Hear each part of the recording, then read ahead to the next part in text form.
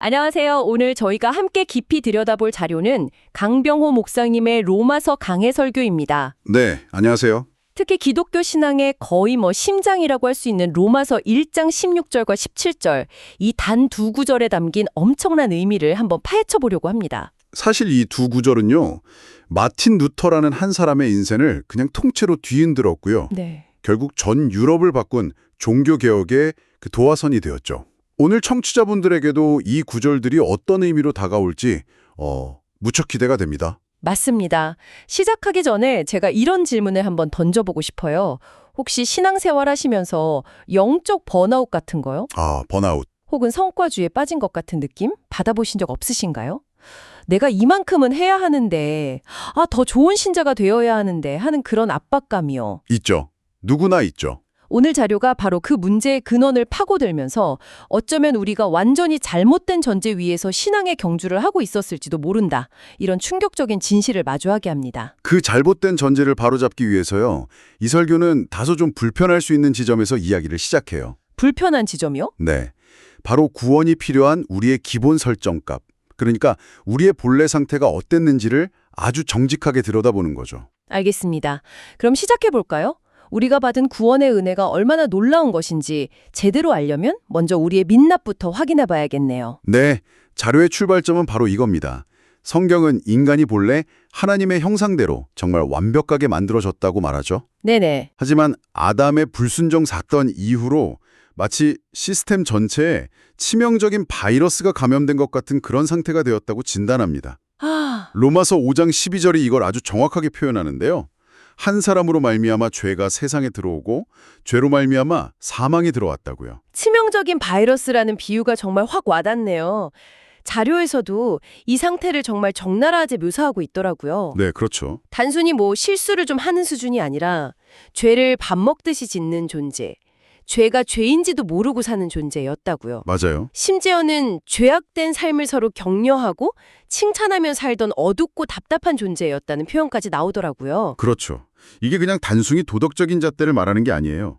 하나님과의 관계가 완전히 단절된 상태, 그걸 의미하는 거거든요. 관계의 단절. 네, 바이러스에 감염된 컴퓨터가 원래 기능을 다 잃어버리잖아요. 그것처럼 하나님을 찾지도 않고 깨닫지도 못하는 그런 영적인 고장 상태에 빠졌다는 겁니다. 로마서 3장에 인용된 구약의 말씀들을 보면요. 정말 숨이 턱 막힙니다. 의인은 없나니 하나도 없으며 깨닫는 자도 없고 하나님을 찾는 자도 없고 네네. 그들의 눈앞에 하나님을 두려워함이 없느니라. 이걸 읽고 있으면 인간에게 무슨 희망이 있나 이런 생각까지 들어요. 솔직히 우리가 보통 생각하는 인간의 어떤 잠재력이나 선함에 대한 믿음과는 완전히 정면으로 부딪히는 거의 모욕적으로 느껴질 수도 있는 그런 진단이네요. 바로 그 지점이 이 설교의 핵심적인 출발점입니다. 이 칠흑 같은 어둠, 이 완전한 절망을 깊이 인식하지 못하면 복음이라는 빛이 얼마나 찬란한 건지 결코 이해할 수 없다는 거죠. 그래서 자료에서는 이 상태에 하나님의 진노가 임할 수밖에 없었다, 이렇게 말합니다. 진노요? 좀 무서운데요? 이게 하나님이 감정적으로 막 분노하신다는 뜻이라기보다는요, 생명의 근원이신 하나님으로부터 단절된 존재가 겪게 되는 필연적인 결과, 필연적인 결과? 네, 즉 영적인 죽음과 심판을 의미하는 겁니다. 모든 희망이 사라진 바로 그곳이 우리가 받은 구원의 진짜 출발점인 셈이죠. 알겠습니다. 이렇게 완전히 바닥까지 내려가서 우리의 상태를 확인하고 나니까 그야말로 막다른 골목에 선 기분이 드네요. 그렇죠. 그런데 바로 이 지점에서 자료는 거대한 반전을 이야기합니다. 이 모든 절망을 뒤집는 한 단어, 바로 복음이 등장하는 거죠. 맞습니다. 그리고 이 복음의 핵심에는 하나님의 의의라는 개념이 있습니다. 자료에 따르면 마틴 루터는 원래 이 하나님의 의의를 죄인을 벌하시는 하나님의 무서운 심판대, 심판대. 네, 즉 공의의 기준으로만 생각했다고 해요. 그래서 그가 신부가 된 후에도 끊임없이 죄책감과 두려움에 시달렸던 겁니다. 아무리 고행을 하고 선을 행해도 그 기준에는 턱없이 부족했으니까요. 바로 그게 제가 아까 말씀드렸던 영적 성과주의의 정말 끝판왕이었겠네요. 그렇죠. 하나님의 기준을 만족시키려고 발버둥치지만 결국 돌아오는 건 더 큰 절망뿐인 상태. 정확합니다. 루터가 바로 그 절망의 한가운데서 성경을 연구하다가 정말 엄청난 깨달음을 얻습니다. 네? 로마서 1장 17절에 하나님의 의가 우리가 지켜내야 할 어떤 기준이 아니라 하나님께서 우리에게 주시는 선물이라는 사실을 발견한 거죠. 아, 선물이요? 네, 비유하자면 폭풍우 속에서 막 떨고 있는 아이에게 아버지가 자신의 외투를 벗어서 입혀주는 것과 같아요. 이건 내 옷이 아니잖아요? 아버지의 옷이죠. 그렇죠. 마찬가지로 하나님의 의는 나의 의가 아니라 하나님께서 그리스도를 통해 우리에게 덧입혀 주시는, 즉 전가되는 의라는 진리였습니다. 아, 그게 바로 전가되는 의군요. 내 것이 아닌데 내 것으로 여겨주신다는 의미. 와, 심판의 기준인 줄 알았던 것이 사실은 구원의 선물이었다니. 그렇죠. 루터가 이걸 깨닫고 이제 천국의 문이 내게 활짝 열렸다고 고백했다는 게 정말 이해가 됩니다. 그야말로 인생을 뒤바꾼 아하의 순간이었겠어요? 바로 그겁니다. 이게 복음의 핵심이에요. 우리의 구원은 우리의 행위나 노력, 심지어 우리의 믿음이 얼마나 강하냐에 달려있는 게 아니라 전적으로 하나님이 주시는 선물이라는 선언이죠. 그런데 여기서 한 가지 의문이 생깁니다.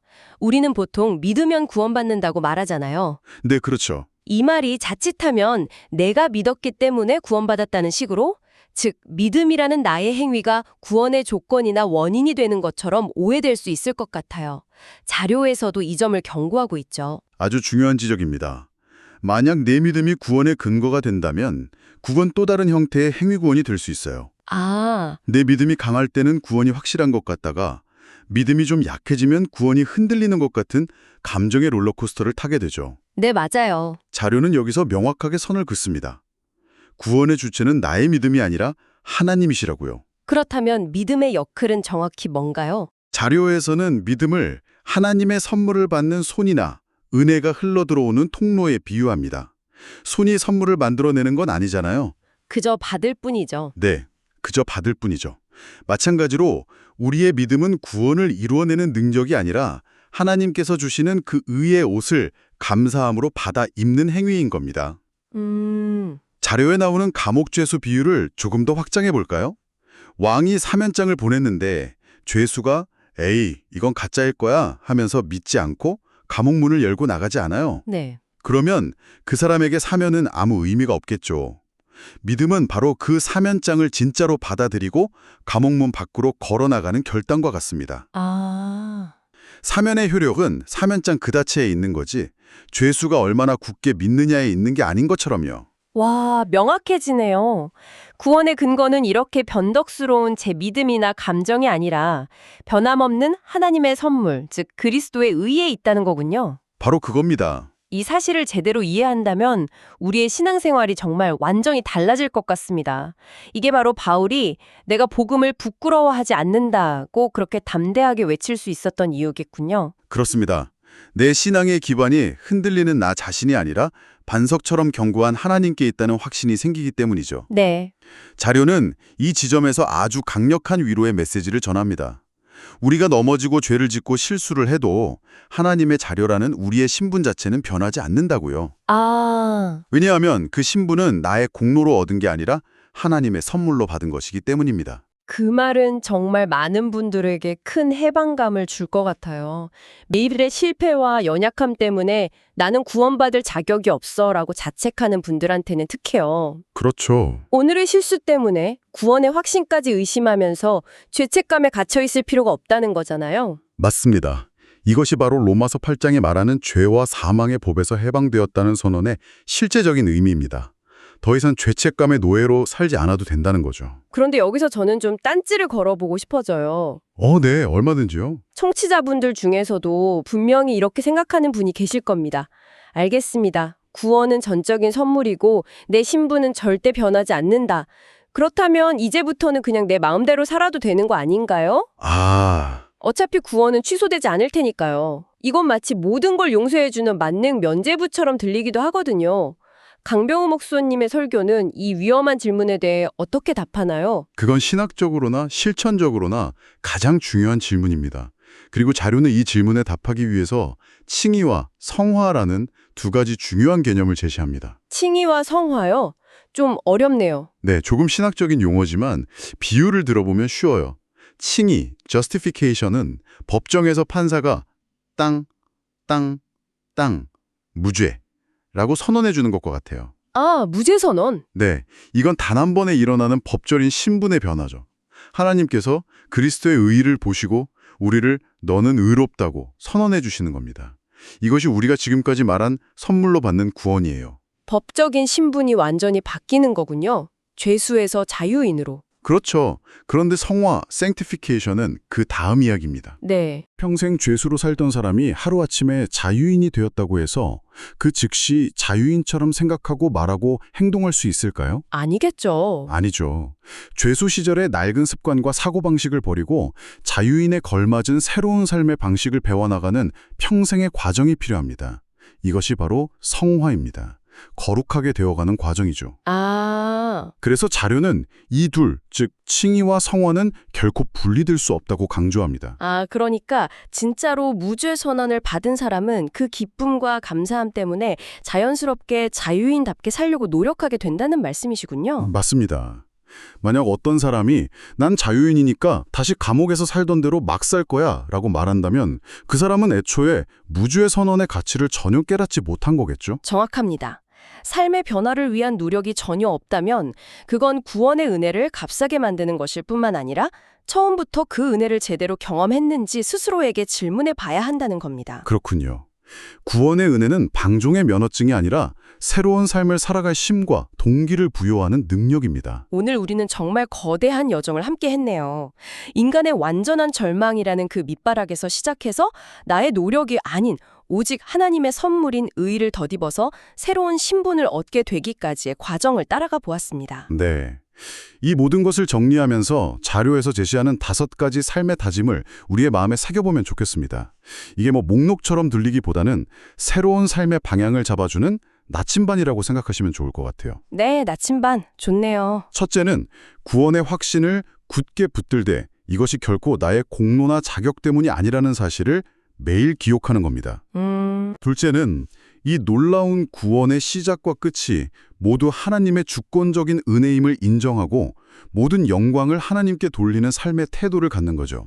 네. 셋째, 내 안에서 의로움을 찾으려는 교만을 버리고 오직 그리스도의 의를 의지하는 겸손한 믿음을 지키는 것입니다. 그리고 넷째는요? 넷째는 이 엄청난 선물을 받은 사람으로서 그 은혜에 합당한 삶, 즉 성화의 삶을 살기 위해서 구체적으로 뭘 할지 고민하고 실천하는 겁니다. 마지막으로 내가 믿게 된 것조차 하나님의 은혜임을 기억하고 내 믿음을 자랑하거나 다른 사람의 믿음을 내 기준으로 함부로 판단하지 않는 것입니다. 결국 모든 것이 겸손과 감사라는 두 단어로 모아지는 것 같네요. 자료의 마지막은 이런 권면으로 끝을 맺더라고요. 겸손하게 삽시다. 그리고 당연한 듯 주장하며 살지 맙시다. 그렇죠. 어쩌면 오늘 여러분이 당연하게 누렸던 모든 것들, 건강하게 숨쉬고 사랑하는 사람과 대화하고 내일을 계획할 수 있는 이 모든 평범한 일상이요. 네. 실은 당연하지 않은 하나님의 은혜였을지도 모릅니다. 오늘 이 깊은 탐구를 마무리하면서 여러분께 마지막으로 생각해 볼 질문 하나를 남겨드리고 싶습니다. 자료는 우리가 값없는 은혜를 받았다고 말합니다.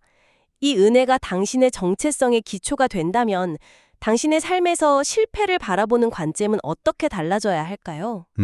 당신 자신의 실패뿐 아니라 당신 주변 사람들의 실패를 대하는 태도는 또 어떠해야 할까요? 이 은혜가 당신을 더 너그럽고 관용적인 사람으로 만드나요? 아니면 오히려 그 높은 기준으로 인해 자신과 타인의 부족함이 더 아프게 느껴지나요? 그 긴장감 속에서 진짜 은혜의 의미를 발견하는 한 주가 되시기를 바랍니다.